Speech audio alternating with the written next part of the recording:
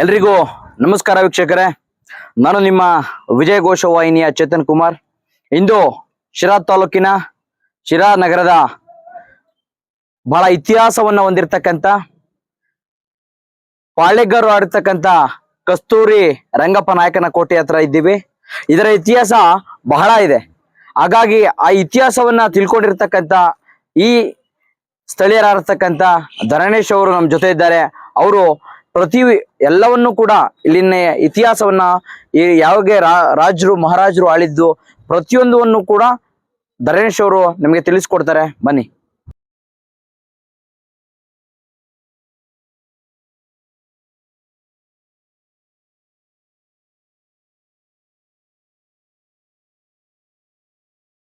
ಇಲ್ಲಿನ ಶಾಸಕರಾಗಿರುವಂತ ಜಯಚಂದ್ರ ಅವರು ಹೇಳ್ತಾ ಇದಾರೆ, ಇಲ್ಲೊಂದು ಅಂತಾರಾಷ್ಟ್ರೀಯ ಮಟ್ಟದ ಒಂದು ಕ್ರೀಡಾಂಗಣ ಮಾಡಬೇಕು, ಅಲ್ಲಿ ಎಲ್ಲ ಒಂದ್ ಕಡೆ ಜಾಗ ಹುಡುಕಿ ಅದನ್ನೆಲ್ಲ ಸರ್ವೆ ಮಾಡ್ತಾ ಇದಾರೆ. ಸೊ ನಾವು ಕೇಳಿದ್ದೇನು ಅಂದ್ರೆ ಇದನ್ನೇ ಒಂದು ಕ್ರೀಡಾಂಗಣ ಮಾಡಿ, ರಂಗಪ್ಪ ನಾಯಕರ ಹೆಸರಲ್ಲೇ ಒಂದು ಕ್ರೀಡಾಂಗಣ ಮಾಡಿ ಇರುವಂತ ಜಾಗವನ್ನ ಉಪಯೋಗ ಮಾಡಿ, ಅಂದ್ರೆ ಆ ಅಂತಾರಾಷ್ಟ್ರೀಯ ಕ್ರೀಡಾಂಗಣಕ್ಕೆ ಕಸ್ತೂರಿ ರಂಗಪ್ಪ ನಾಯಕ ಕ್ರೀಡಾಂಗಣ ಅಂತ ನಾಮಕರಣ ಮಾಡಬೇಕು ಅಂತ ನಾವು ಕೇಳ್ತಾ ಇದೀವಿ. ಅದಕ್ಕೆ ನಮ್ ಜೊತೆ ಇಲ್ಲಿನ ಸ್ಥಳೀಯ ಇರ್ತಕ್ಕಂಥ ಧರಣೇಶ್ ಅವರು ಇದ್ದಾರೆ. ಅವರು ಇದರ ಎಲ್ಲ ಇತಿಹಾಸವನ್ನ ನಮ್ ಜೊತೆ ಇವತ್ತು ನಮ್ಮ ವಾಹಿನಿ ಜೊತೆ ಹಂಚ್ಕೊಳ್ಳಲಿದ್ದಾರೆ. ಸರ್ ನಮಸ್ತೆ. ಸರ್ ನಮಸ್ತೆ. ಈ ಶಿರಾ ಕಸ್ತೂರಿ ರಂಗಪ್ಪನ ಕೋಟೆ ಅಂದ್ರೆ ಅದರೇ ಆದ ಒಂದು ಇತಿಹಾಸನ ಹೊಂದಿದೆ. ಹೌದು, ಅನೇಕ ಪಾಳೆಗಾರರು ಇಲ್ಲಿ ಆಳಿ ಬಹಳ ಇದ್ರ ಇತಿಹಾಸ ಇದೆ. ಅದನ್ನೆಲ್ಲವನ್ನು ಕೂಡ ನಮ್ಮ ವಾಹಿನಿಗೆ ತಿಳಿಸ್ಕೊಡ್ಬೇಕು ಸರ್. ಸೊ ಇದು ಶಿರಾ ಐತಿಹಾಸಿಕ ನಗರ ಅಂತ ಅಂದ್ಬಿಟ್ಟು ನೀವೆಲ್ಲ ಕಡೆ ನೋಡಿದ್ದೀರಾ. ಶಿರಾ ಒಳಗಡೆ ಬರ್ಬೇಕಾದ್ರೆ ಪ್ರತಿ ಎಲ್ಲ ಕಡೆನೂ ಐತಿಹಾಸಿಕ ನಗರಕ್ಕೆ ಸ್ವಾಗತ ಅಂದ್ರೆ ಐತಿಹಾಸಿಕದ ಮಹಾ ಒಂದು ಇರುವಂತ ಒಂದು ಜಾಗ ಅಂದ್ರೆ ಅದು ರಾಜ ಕಸ್ತೂರಿ ರಂಗಪ್ಪ ನಾಯಕನ ಕೋಟೆ. ಇವತ್ತು ನಾವು ಇದನ್ನ ನೋಡ್ಬೋದು. ಇಲ್ಲಿ ಪ್ರಾರಂಭ, ಇದು ಕೋಟೆ ಪ್ರಾರಂಭ ಇರುವಂತದ್ದು. ಇದ್ರ ಮಧ್ಯದಲ್ಲಿ ಈಗ ಪ್ರಾರಂಭ ಈ ಸೇತುವೆ ಏನಾಗಿದೆ, ಇದು ಮೊನ್ನೆ ಇತ್ತೀಚೆಗೆ ಆಗಿರೋದು. ಇದು ರಾಜರ ಕಾಲದಲ್ಲಿ ಇದಕ್ಕೆ ಮರದ ಹಲಗೆಯಲ್ಲಿ ಇದನ್ನ ದ್ವಾರ ಇತ್ತು. ಅಂದ್ರೆ ಇದು ಮಹಾದ್ವಾರಕ್ಕೆ ಕ್ಲೋಸ್ ಮಾಡಿದ್ರೆ ಅದು ಬಾಗಿಲು, ಬಿಟ್ರೆ ಅದು ಸೇತುವೆ. ಇದು ಆ ರೀತಿ ಪ್ಲಾನ್ ಅಲ್ಲಿ ಇದ್ದಂತ ಒಂದು ಕಾನ್ಸೆಪ್ಟ್. ಅಂದ್ರೆ ಅದನ್ನ ಕ್ಲೋಸ್ ಮಾಡಿದ್ರೆ ಅದು ಬಾಗಿಲಾಗುತ್ತೆ, ಮತ್ತೆ ಬಿಟ್ರೆ ಅದು ಸೇತುವೆ ಆಗುತ್ತೆ.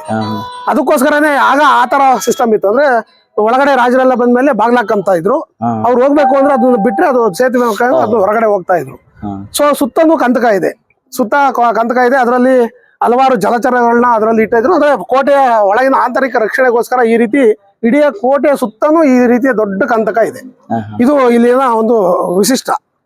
ಇಡೀ ಕರ್ನಾಟಕದ ಹಲವಾರು ಭಾಗಗಳಲ್ಲಿ ನಾವು ಕೋಟೆಗಳನ್ನ ನೋಡಿರ್ಬೋದು. ಹಲವು ಬೆಟ್ಟದ ಮೇಲೆ ಇದಾವೆ, ಇನ್ನು ಕೆಲವು ದೊಡ್ಡ ದೊಡ್ಡ ಪರ್ವತದ ಮೇಲೆ ಇದಾವೆ. ಆದ್ರೆ ಶಿರಾ ಕೋಟೆ ಇದು ನೆಲದ ಮೇಲೆ ಇರುವಂತ ಕೋಟೆ, ಅಂದ್ರೆ ನೆಲ ಮಟ್ಟದಲ್ಲಿರುವಂತ ಕೋಟೆ. ಸೊ ಇದು ಸುಮಾರು 750 ವರ್ಷಗಳ ಇತಿಹಾಸವನ್ನ ಹೊಂದಿದೆ. ಇದರ ನಿರ್ಮಾತೃ ಅಂದ್ರೆ ಪ್ರಾರಂಭ ಮಾಡಿದಂತವ್ರು ರಾಜ ಕಸ್ತೂರಿ ರಂಗಪ್ಪ ನಾಯಕರು. ಸೊ ಅವರು ಚಿತ್ರದುರ್ಗದಿಂದ ರತ್ನಗಿರಿಗೆ ಅವರು ಹೋಗುವಾಗ ಈ ಭಾಗದಲ್ಲಿ ಅವರು ಏನು ನಾಯಿಯನ್ನ ಮೊಲ ಅಟ್ಟಿಸ್ಕೊಂಡು ಹೋಗ್ತಾ ಇರೋದನ್ನ ನೋಡಿದ್ರಂತೆ ಈ ಜಾಗವನ್ನ. ಹಾಗಾಗಿ ಇದೊಂದು ಶಕ್ತಿ ಪ್ರದೇಶ, ಇದೊಂದು ಗಂಡು ಭೂಮಿ ಅಂತ ಹೇಳಿ, ಅಂದ್ರೆ ನಾಯಿನೇ ಅಟ್ಟಿಸ್ಕೊಂಡು ಹೋಗುವಂತ ಒಂದು ಇತಿಹಾಸವನ್ನ ಅವ್ರು ಯಾವಾಗ ಅವ್ರು ಕಣ್ಣಾರ ನೋಡಿದ್ರು, ಈ ಜಾಗವನ್ನ ನಾವು ಇದನ್ನ ಕೋಟೆ ನಿರ್ಮಾಣ ಮಾಡ್ಲಿಕ್ಕೆ ಒಂದು ಪ್ರಶಸ್ತವಾದಂತ ಗಂಡು ಭೂಮಿ ಅಂತ ಹೇಳಿ ಅದು ಅವರ ಆ ಕಲ್ಪನೆ ಪ್ರಕಾರ ಅವರು ಈ ಭಾಗವನ್ನ ಅವರು ಕೋಟೆ ಕಟ್ಟಲಿಕ್ಕೆ ಆಯ್ಕೆ ಮಾಡ್ಕೊಂತಾರೆ. ಸೊ ಹಾಗಾಗಿ ಈ ಜಾಗಕ್ಕೆ ಇದಕ್ಕೆ ವಾರಸುದಾರರಾಗಿ ಬೇರೆ ಬೇರೆ ಸಮುದಾಯದವ್ರು ಇರ್ತಾರೆ. ಹಾಗಾಗಿ ಅವರೆಲ್ಲರೂ ಸಹಕಾರದಿಂದ ಇಲ್ಲಿ ಕೋಟೆ ನಿರ್ಮಾಣ ಮಾಡಬೇಕು ಅಂದ್ಬಿಟ್ಟು ಇಲ್ಲಿ ಅವರ ಸಂಕಲ್ಪ ಆಗುತ್ತೆ. ಈ ಜಾಗವನ್ನ ಆ ಸಮುದಾಯದವರು ರಾಜರ ಕೈಗೆ ವಶವನ್ನ ಮಾಡ್ತಾರೆ. ಈ ಕೋಟೆಯ ನಿರ್ಮಾಣ ಕಾರ್ಯ ಪ್ರಾರಂಭ ಆಗುತ್ತೆ. ಪ್ರಾರಂಭ ಆದಾಗ ಪಾಯ ತೆಗಿಬೇಕು, ಗೊತ್ತಲ್ಲ, ಏನೇನು ಮನೆ ಕಟ್ಬೇಕಾದ್ರೆ ನಾವ್ ಯಾವ ರೀತಿ ಪಾಯ ತೆಗಿತೀವೋ ಆ ರೀತಿ ಪಾಯ ತೆಗಿತಾ ಆಮೇಲಿಂದ ಹೋಗ್ಬೇಕಾದ್ರೆ ಅದು ಇಲ್ಲಿ ನಿಧಿ ಸಿಗುತ್ತೆ. ನಿಧಿ ಸಿಕ್ಕಿದ್ದಾದ್ಮೇಲೆ ಅವಾಗ ಅದನ್ನ ಏನ್ ಮಾಡ್ತಾರೆ, ಈ ತೆಗಿತಿದ್ದಂಥವ್ರು ಅವಾಗ ರಾಜರಿಗೆ ಇನ್ಫಾರ್ಮೇಶನ್ ಕೊಡ್ತಾರೆ. ರಾಜರು ಅವಾಗ ಬರ್ತಾರೆ. ಬಂದಾದ್ಮೇಲೆ ಈ ಭೂಮಿಯ ವಾರಸ್ದಾರ ಏನಿರ್ತಾರೆ ಅವರಿಗೆ ಅದನ್ನ ಕೊಡ್ಬೇಕು. ಇದು ನಮ್ದಲ್ಲ, ಯಾಕಂದ್ರೆ ಜಾಗ ನಮ್ದಲ್ಲ, ನನಗೆ ಕೋಟೆ ಕಟ್ಲಿಕ್ಕೋಸ್ಕರ ಕೊಟ್ಟಿರೋದು ಒಂದು ಐತಿಹ್ಯದ ಪ್ರಕಾರ, ಅಂದ್ರೆ ಮಾನವೀಯತೆಯ ದೃಷ್ಟಿಯಿಂದ ಅವರು ಅವ್ರಿಗೆ ಕೊಡ್ಬೇಕು ಅಂದಾಗ ಆ ಸಮುದಾಯದ ಎಲ್ಲ ಮುಖಂಡರು ಹೇಳ್ತಾರೆ ಒಕ್ಕೊರ್ಲಿಂದ, ಇಲ್ಲ ಇದು ಈ ಜಾಗದಲ್ಲಿ ಸಿಕ್ಕಿದೆ, ಇದು ಅದಕ್ಕೋಸ್ಕರ ಇದನ್ನ ಸಿರಿ ಅಂದ್ರೆ ಇದು ಸಿರಿಯಾ ಸಂಪತ್ತು ಸಿಕ್ಕಿದ್ಕೋಸ್ಕರ ಈ ಗ್ರಾಮಕ್ಕೆ ಇದನ್ನ ಪ್ರಾರಂಭದಲ್ಲಿ ಇದನ್ನ ಸಿರಿಯಾ ಅಂತ ಕರಿತಾ ಇದ್ರು. ಸಿರಿಯಾ ಕಸ್ತೂರಿ ರಂಗಪ್ಪ ನಾಯಕ ಅಂದ್ಬಿಟ್ಟು ಸರ್ಕಾರಿ ಗೆಜೆಟ್ ಅಲ್ಲಿ ಸಮೇತ ಇವತ್ತು ಸಿರಿಯಾ ಎಂಬ ಹೆಸರಲ್ಲೇ ಇದೆ. ಅಂದ್ರೆ ಸಿರಿ ಸಿಕ್ಕಿದ್ಕೋಸ್ಕರ ಇದು ಶಿರಾ, ಆಮೇಲೆ ಆಡು ಕಾಲಕ್ರಮೇಣ ಅದು ಶಿರಾ ಆಗಿದೆ. ಶಿರಾ ಆಗಿ ಅದು ಪರಿವರ್ತನೆ ಆಯ್ತು. ಹಾಗಾಗಿ ಇದರ ಫೌಂಡರ್ ಬಂದು ರಾಜಾ ಕಸ್ತೂರಿ ರಂಗಪ್ಪ ನಾಯಕರು. ಅವರು ಚಿತ್ರದುರ್ಗದ ಮತ್ತು ರತ್ನಗಿರಿಯ ಎರಡು ಕಡೆ ಪಾಳೆಪಟ್ಟಿಗೆ ಅವರು ಆಳ್ವಿಕೆ ಮಾಡಿದಂತ ದೊರೆಗಳಾಗಿರೋದ್ರಿಂದ ಸೊ ಶಿರಾದಲ್ಲೂ ಈ ತರದೊಂದು ಯಾಕಂದ್ರೆ ಮಾರ್ಗ ಮಧ್ಯೆ ಇರೋದ್ರಿಂದ ಇಲ್ಲೂ ಒಂದು ಕೋಟೆ, ಒಂದು ದೊಡ್ಡ ಕೋಟೆಯನ್ನು ನಿರ್ಮಾಣ ಮಾಡ್ಬೇಕು ಅಂದ್ಬಿಟ್ಟು ಸೊ ಇದ್ರ ಮಧ್ಯದಲ್ಲಿ ಇದೇ ತರದೊಂದು ಕೋಟೆ ಇದೆ. ಇಲ್ಲಿ ಐಮಂಗಳ ನೀವು ನೋಡಿರ್ಬೋದು, ಐಮಂಗಳ ಇದೆ. ಐಮಂಗಳದಲ್ಲಿ ಇವತ್ತು ಪೊಲೀಸ್ನವರು ಅದನ್ನ ತಮ್ಮ ಟ್ರೈನಿಂಗ್ ಶಾಲೆಯನ್ನಾಗಿ ಮಾಡ್ಕೊಂಡಿದ್ದಾರೆ. ಸೊ ನಾವು ಇದನ್ನ ಸರ್ಕಾರಕ್ಕೆ ಒತ್ತಾಯ ಮಾಡಿದ್ವಿ ಹಿಂದೆ, ಕಳೆದ 8-10 ವರ್ಷಗಳಿಂದ ಇದರ ಅಭಿವೃದ್ಧಿಗೋಸ್ಕರ ಹೋರಾಟವನ್ನ ತುಂಬಾ ಜನ, ಹಲವಾರು ಜನ ಬೇರೆ ಬೇರೆಯವರು ಇದನ್ನ ಮಾಡಿದ್ದಾರೆ. ಅದ್ರ ಜೊತೆಗೆ ನಾವು ಸೇರ್ಕೊಂಡ್ವಿ. ನಾವು ಮತ್ತೆ ರಂಗರಾಜು ಇನ್ನು ಹಲವಾರು ಒಂದು ಕಮಿಟಿಯನ್ನು ಮಾಡ್ಕೊಂಡ್ವಿ. ಶ್ರೀ ರಾಜಾ ಕಸ್ತೂರಿ ರಂಗಪ್ಪ ನಾಯಕ ಕೋಟೆ ಸಂರಕ್ಷಣಾ ಸಮಿತಿ ಅಂತ ಮಾಡಿ ಇದನ್ನ ಪಾರಂಪರಿಕ ಪ್ರಾಚ್ಯವಸ್ತು ಇಲಾಖೆ ಏನಿದೆ ಅಲ್ಲಿ ಅವರ ಜೊತೆ ನಾವು ಒಡನಾಟ ಮಾಡಿ ಅದನ್ನ ಈ ರೀತಿ ಡೆವಲಪ್ಮೆಂಟ್ ಆಗ್ಬೇಕು ಅಂದ್ಬಿಟ್ಟು ಅವ್ರಿಗೆ ಹಲವಾರು ಸಾರಿ ನಾವು ಸಂಬಂಧಪಟ್ಟಂತ ಇಲಾಖೆಗೆ ಅದನ್ನ ಮನವಿಯನ್ನು ಕೊಡೋ ಪ್ರಯತ್ನ ಮಾಡಿದ್ವಿ. ಆ ಮನವಿಗೆ ತಕ್ಕಂತೆ ಸರ್ಕಾರ ಮತ್ತು ಅಲ್ಲಿನ ಇಲಾಖೆ ಸ್ಪಂದಿಸಿದಾದ್ಮೇಲೆ ಅವಾಗ ಅವರು ನಮಗೆ ಪ್ರಾರಂಭ 6 ಕೋಟಿ ಅನುದಾನವನ್ನ ನಮಗೆ ಮೀಸಲಿಡ್ತಾರೆ. 6 ಕೋಟಿ. ಆಗ ಇದು ದೊಡ್ಡ ದಟ್ಟ ಅರಣ್ಯ, ಇಲ್ಲಿ ಒಳಗಡೆ ಬರ್ಲಿಕ್ಕೆ ಸಾಧ್ಯನೇ ಇಲ್ಲ. ಒಳಗಡೆ ಒಬ್ಬ ಮನುಷ್ಯ ಬರ್ಲಿಕ್ಕೂ ಸಾಧ್ಯ ಇಲ್ಲ. ಹಾಗಾಗಿ ಆ ಟೈಮಲ್ಲಿ ಒಳಗಡೆ ಬರ್ತಿದ್ದವ್ರು ಯಾರು ಅಂದ್ರೆ ಇಲ್ಲಿನ ನಿಧಿಗಳ್ಳರು ಹಾವಳಿ ಜಾಸ್ತಿ ಇತ್ತು ಈ ಕೋಟೆಯಲ್ಲಿ. ಅಂದ್ರೆ ಇಲ್ಲಿ ನಿಧಿ ಇದೆ, ಅಂದ್ರೆ ಇಲ್ಲಿ ಸಿರಿ ಸಿಕ್ಕಿತ್ತು ಎಂಬ ಕತೆ ಕೇಳಿದ್ರಲ್ವಾ. ಹಾಗಾಗಿ ಇದ್ರೊಳಗಡೆ ಪ್ರತಿ ಅಮಾವಾಸ್ಯೆಗೆ ಹುಣ್ಣಿಮೆಗೆ ಬರೋದು, ಒಳಗಡೆ ನಿಧಿಗೋಸ್ಕರ ಗೋಡೆಗಳನ್ನ ಇದು ಮಾಡೋದು, ನೆಲ ಅಗಿಯೋದು, ಈ ತರ ತುಂಬಾ ಇದೆ. ಅದರ ಸಂಬಂಧಪಟ್ಟ ದಾಖಲಾತಿ ನಮ್ಮ ಹತ್ರ ಇದೆ. ಆ ತರ ಏನಾಗಿದೆ ಅಂದ್ರೆ ಇದು ನಿಧಿಗೋಸ್ಕರನೇ ಇದು ಬಳಕೆ ಆಗ್ತದ ಅಂತ ಒಂದು ಅಭೇದ್ಯ ಕೋಟೆ ಇದು. ಇದ್ರೊಳಗಡೆ ಒಂದು ನಾಯಿನೂ ಬರ್ಲಿಕ್ಕೆ ಸಾಧ್ಯ ಇರಲಿಲ್ಲ. ಅಂತ ಸಂದರ್ಭದಲ್ಲಿ ಸಮೇತನು ಈ ನಿಧಿಗಳರ ಹಾವಳಿಗೋಸ್ಕರ ಅವರು ಒಳಗಡೆ ನುಸುಳಿ ಬಂದು ಇಲ್ಲಿ ನಿಧಿಗೋಸ್ಕರ ಎಲ್ಲ ತುಂಬಾ ಗುಂಡಿ ತೆಗ್ದಿರೋದು ಒಳಗಡೆ ನಿಮಗೆ ತೋರಿಸ್ತೀವಿ, ಒಳಗಡೆ ಇದೆ.